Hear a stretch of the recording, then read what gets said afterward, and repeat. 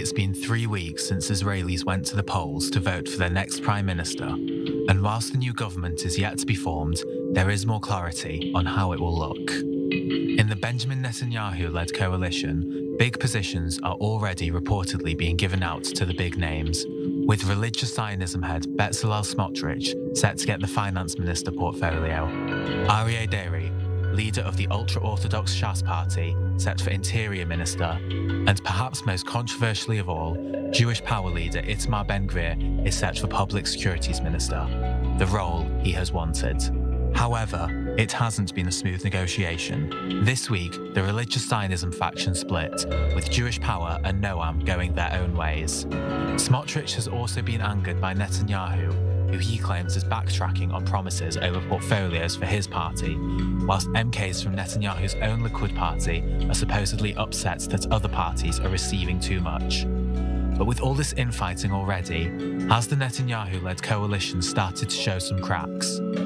Should politicians be considered for ministerial roles they have no prior experience in? How will the recent terror attacks affect the coalition talks? Will Netanyahu form a stable government? So let's get to it, gentlemen. While the game of chairs continue, will Netanyahu be able to form a stable government? As always, we begin with a quick fire round of 30 seconds each and pick up the conversation right after. Adam Scott Bellet, please take the lead. I see no reason why Netanyahu won't be able to form a stable government right now. It's very clear that Stromich is definitely causing some issues given the demands that he's asking for, especially with no prior finance history whatsoever. I can see why Netanyahu would be hesitant to put him in that role. Also, the comments that he has made throughout the last couple of years are causing a lot of international criticism with his involvement in the government. I also want to add that he would not have the power or negotiating power that he has right now if Ben-Gvir would have split from him prior to the elections. And I think that's very important to take into account. Absolutely, and we will get further into that in a split second. But before we do just that, Dr. Mordechai Kedar, your 30 seconds are on. I think that Netanyahu not only will succeed to have a good government, it will be steady government for at least 4 years, especially compared to the last government, which had no ideology. It was conflicting ideologies under one slogan, only not Bibi. And now he will have a 64 Knesset members supporting a very good government, which will bring the state back to the track after the last government actually almost destroyed the country totally. Well, the previous government definitely wasn't able to differentiate between policy and politics, but will Netanyahu be able to keep policy and politics intact? We will talk about it in a split second, but last and not least, Yariv Oppenheimer, your take. I agree that Netanyahu is going to establish a government. I'm not so sure it's going to be a stable one. And what we are facing now, what we are seeing in the last few days, it's actually the struggle who hold the keys for this government. And when Netanyahu allows Smotrich to take over Treasury Ministry, he actually give him the keys to the government, because everything that the government will do, it's need the approval of the Treasury Ministry. And once Smotrich is there, he's the most powerful player in this government. Netanyahu knows it. I think Netanyahu is afraid of that, because Netanyahu is a rational leader. Smotrich is an irrational leader, and he might be a very, very problematic element in this coalition. Well, for any observer of the Israeli political landscape, the finance ministry tends to be a political graveyard, so to speak. So a desirable post, but a risky one, that's for sure. Let's begin, and please feel free to interact from this point onwards, gentlemen. Is Smotrich pushing too far, or is he simply demanding what he deserves? Dr. Kedar. Of course, he was chosen by big number of Israelis in order to show the right path to the Likud. I mean, like he was not chosen by a large number of Israelis, and if anything, he's trying to maintain his power base to stay relevant because of Ben-Gvir's boost that he gave him, so to speak. I mean, I'm sorry, but I have to completely disagree with that. That's just not factual. Like, Smotrich is not very popular amongst the majority of Israelis, and his comments put Israel in an entirely sticky predicament with the international community, more so than Ben-Gvir. I think that we need to take into consideration that Smotrich sees himself as almost like the Messiah. He is going to change reality. What was in the past will not be in the future. He's a revolutionary. Come on, gentlemen. This is make it or break it time. This is make it or break it time for Smotrich. Similarly to Naftali Bennett back in the day. I think he knows that. I think Smotrich knows that it's make it or break it time for himself. Yeah, he doesn't want to be another minister in the government of Netanyahu, that Netanyahu is making all the decisions. He wants to make radical changes in the character of Israel, in the West Bank, all over. Really radical things that I'm not so sure that Netanyahu is aiming there. And therefore, this struggle that we are seeing is not just about ministries, it's about who hold the keys for this government. And unfortunately, it seems that no, I think you're giving him way too much power. A revolutionary leader is getting the keys. I think you're giving him way too much credit. He's not the revolutionary leader that you're making him out to be. I don't even think that he has Jerusalem syndrome or thinks that he's a messiah, so to speak. I think that's also very far-fetched. I think realistically, he's trying to play a political game. He realized that he overstepped his bounds a number of times. He almost lost Ben-Gvir, which would have made him completely politically irrelevant in this last election. And now he's trying to make sure that 4 years from now, if this government lasts, which I do believe that it will, that he will be relevant. And like you said earlier, the finance ministry, other than Kahlon and Netanyahu, has been a political graveyard for those who have served in it before. But Dr. Mordechai Kidar, maybe the political system is somewhat encouraging, quote-unquote, extortionism. No. The political system actually reflects what the people want. Most of the people here in Israel, especially the Jews, want a Jewish state. Now, what is the Jewish state is a controversy, but yet nobody wants to give in to the Arabs and to have an communal equality. This state belongs to the Jews, and this is how it should remain, in spite of what Yariv Oppenheimer wants and pushes for, like Yair Lapid. Or the others. Wait a minute. I didn't interrupt. Let's allow Dr. Kedar. Wait a minute. Excuse me. I'm not in a case of interrupting. Listen and then answer me. Okay? Little respect. Okay? This country is the country of the Jews, of the Jewish people. Yes. Whoever doesn't like it has different countries all over the world, big democracies, good democracies. You don't have to take this land especially. Those who live here want to live in a Jewish state. Take it or leave it. And this I would agree that we don't want to live in an Arab state. That's for sure. I didn't interrupt you. Sir, no. I didn't interrupt you. Yes. Please listen. Please listen. This country should remain a country of the Jewish people. Yes. Full stop. Period. And this is what Smotrich wants. This is what Ben-Gvir wants. Yes, Dr. Kedar, point made, and I just want to stress we do encourage interaction, obviously, in a polite and respectable manner, but we do. So I do have to say though, there is a huge difference between. There is a huge difference.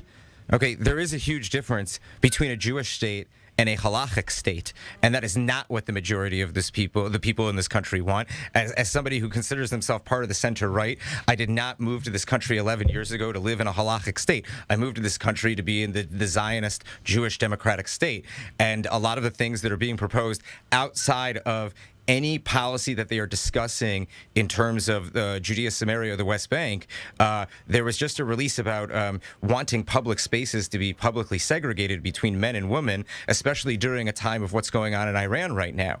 And I don't agree with, the last government. I'm not a fan of a lot of the things that they did. I don't think they nearly destroyed the country by any means, but I do believe there is a great fear amongst many Israelis, both from right to left on whether or not these parties are going to be pushing for this country to become a halachic state, and that is not what the Zionist movement is about, and it's not why the state of Israel was built.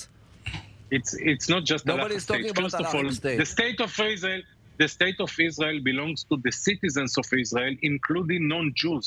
They are also part of this state. Wrong. This is one. Wrong. Okay, this is your point. So you're not a Democrat, and you interrupt you are lying. me. You twice. Yariv, You are not a lying. Democrat. I'm not lying. Thank The you. Zionist movement was based on Yariv. secular values with the right of religious freedom for all of its citizens. I'm a practicing Jew. I go up to the Temple Any Mount political every Sunday. freedom as well. But this is not meant to be a halachic country. Let's take a listen to Yariv Oppenheimer. Yeah. And the second thing, even if the majority voted for a Jewish state, let's assume this is the case.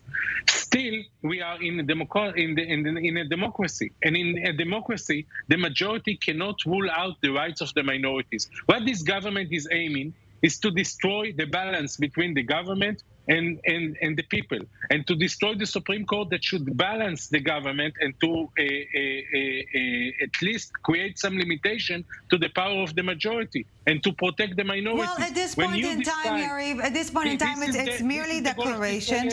Yes, we're near. We're nearing the end of the first part of our debate, so I do want to go back to Dr. Mordechai Kedar. Many vows to deliver on right-wing policies, but will this, if and when indeed formed, this full-on right-wing government actually deliver right-wing policies, Dr. Kedar? Well, I'm not a prophet. I don't know what will be in the future. But what I do know, that the intentions of this government will be to the right. And you know, the struggle is not between right and left. It's between right and wrong.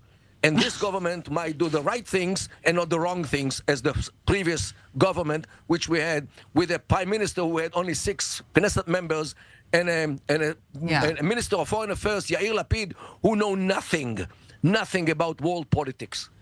Well, as the representative of the wrong, Yariv Oppenheimer, I'm of course joking here. You've been a political observer, pundit for a long time now. Campaign vows and policies on the ground, they don't always add up. Do you really think we're going to see far-reaching moves this time around? I can predict that this is a matter of time that we'll see a new Ben-Gvir coming to a terrorist attack scene and attacking the current Ben-Gvir for not being extreme enough. Adam Bell-Scott, final remarks in the 20 seconds we have left. Yes, I would say that Ben-Gvir is probably going to move to the center because he wants to be a political staple, and you can't be a political staple if you don't move to the center somewhat. As we've seen, whenever the Jewish people move to the extreme, something bad happen. Something bad does happen. We can see that from just the stories of the destruction of the Second Temple. Becoming the consensus. This is a trend we're seeing everywhere. Gentlemen, you're staying with us because we're just taking a short break. We're continuing our discussion in a few minutes, where we focus on the security policy, the security changes or lack thereof that we're about to see. Break, and we're back. Welcome back to the summit. Still with us, Dr. Mordechai Kedar, Adam Bellis-Scott, and Scott Bellis. My apologies. And Yariv Oppenheimer. Thank you, gentlemen, very much for staying with us. We're also staying on topic, but before we dive back into the conversation, let's take a quick listen to some of the remarks of Prime Minister-to-be Benjamin Netanyahu in the aftermath of yesterday's deadly twin terror attacks in Jerusalem. I can say, and I think I express the feelings of many who, first of all, want to pray for the full recovery of all the injured, and there are also anxiety victims. I am convinced that the road will be successful and that they will make a full recovery. We still have, of course, a fight against brutal terrorism that raises its head again, and we will do everything to restore security to all Israeli citizens soon.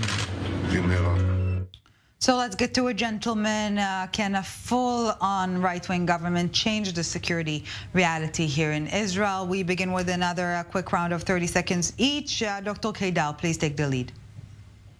I think so, that this government will teach everybody that Israel doesn't only defend itself, it also knows how to attack and how to cause damages to those who want to destroy the state of Israel, as we saw yesterday with the ugly face of this Islamo-fascist terrorism which killed 2 boys in Jerusalem. Yeah. Ladies and gentlemen, this is actually what the difference between intentions and unwillingness to do something. And this, unfortunately, the Israeli left actually left us alone.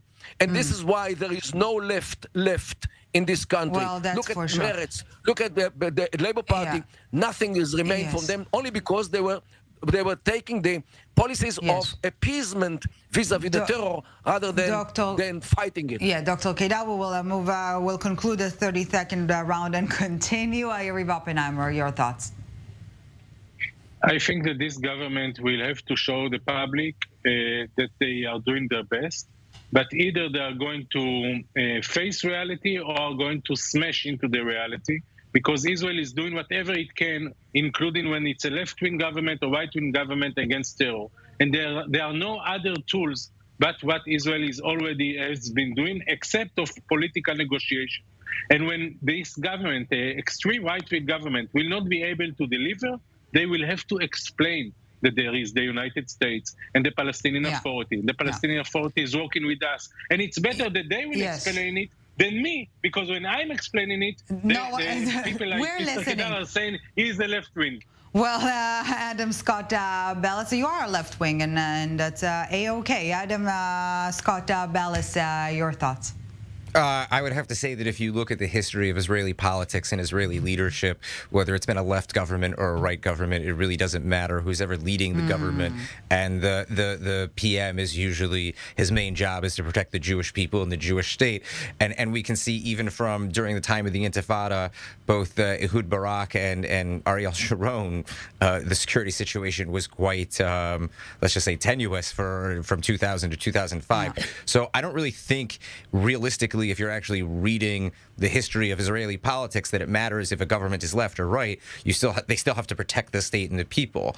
And I think it's ridiculous to say this government will do a better job or that government will do a better job. Nobody's leveling Gaza. Nobody's reoccupying the West Bank. You know, security is security. And the last time something like this happened was over 11 years ago.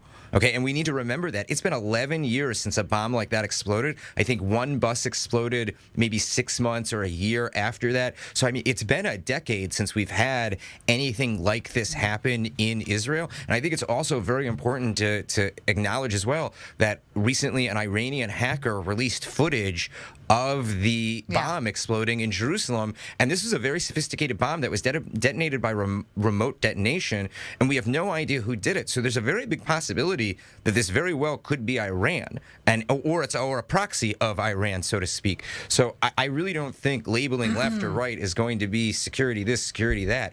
Who's ever in charge of this government is going to protect the Jewish people and the Jewish state. Yeah, but there is a chance that there will be escalation, because if Ben-Gvir, for example, as a minister, will go up to Temple Mount, and for instance, why are you afraid of escalation? To change? No, because I think escalation is also security issue. So Jews shouldn't go up to risk. Jews shouldn't go up the Temple Mount because other people might be upset? That doesn't make any sense to me at all. That's weakness. We've learned, and this is the one thing that the left has been completely wrong about for the last 20 years. Adam, right now, this is the case. And if, for example, this government will decide to build more in the settlements and to give support I'm sorry, to the that's just an hilltop excuse. youth. No. Just a second. I don't know if it's an excuse. This will cause escalation, and escalation is a security risk. And I'm afraid of this government. I think that if they are going to do what they are promising that they will do, people are going to pay in their life. And I hope it will not be the case. And I hope that this government will go to the middle or to the center and will continue the same policy. I'm sorry, but I don't think it's fair to say that settlement building... Let's take a listen to Dr. Kedar, please. For their existence. The Middle East is not a place for weak people. The Middle East, as we see from Morocco in the west all the way to Iraq in the east, is a place for tough people. Only those who are willing to fight for their life and freedom have the ability to live in the Middle East. Those who cannot fight for their own freedom would better find a better place. I have to completely agree with you, actually, and I think it's very important to note that, the Oslo paradigm should not have even begun until textbooks for the Palestinian Authority and Gaza were changed. Okay, and we've seen that just look at the situation that happened between Obama and Netanyahu. Netanyahu pretty much agreed to almost every single settlement freeze, almost every single thing that they asked in order to push the Palestinians to the negotiating table, and it never happened. We've frozen settlements. We've stopped people from going up to the Temple Mount. These are all excuses. The fact is that we have multiple generations that have been taught hate, okay, and to destroy the Jewish state. And wait a minute, hold on, time out. I'm going to make this point, okay? And we've learned from the Abraham Accords that leading from the front and leading with strength and building economic ties is what creates peace. And the fact is that once there is an economically independent Palestinian economy, then we could possibly have peace. Before economic cooperation that will lead peace, you need equality. You need not to occupy another people. You can't have that without economic. Tel Aviv is occupation. Yaffo is occupation according to their terms. Haifa is occupied. Beersheba is occupied. The whole country is occupied in 1948. What are you talking about? I love being in the center. Dr. Kedar, according to the Arab mindset, the whole country is Palestine. No, Dr. Kedar. In Haifa, the Arab population of Haifa is voting for the same parliament that you and I voting. This is why we are in democracy. In Jenin, Tulkarem, and Nablus, the Palestinians are not voting for any parliament. That has nothing to do. Wait a minute, hold on, guys. Everybody. Gentlemen, we do want to hear all of you. Solution and peaceful cooperation. Gentlemen, we do want to hear all of you, and it's just difficult when you're all talking at the same time. Yesterday, welcome to the Middle East. Yes, absolutely. The Middle East in a nutshell. So I agree that you cannot hear everyone. So please listen to me. I'm saying that each government will. Gentlemen, in the little time we